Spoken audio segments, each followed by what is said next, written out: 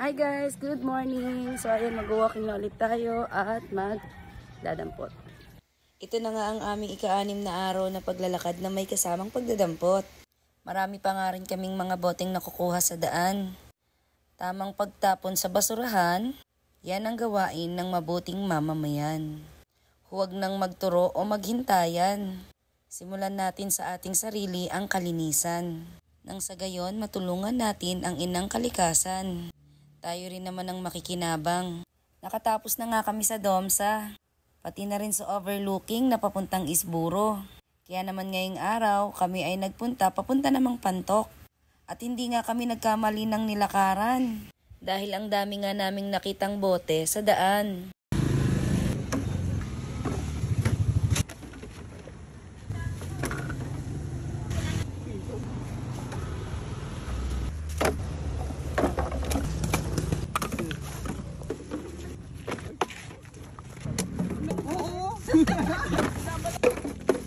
Hi guys! So ayan, dito sa may Pantok Way, kakaisang sako na natin. Doon, marami na tayong naiwan, mga 2 sako na. So tuloy pa tayo hanggang dun sa may overlooking. Let's go!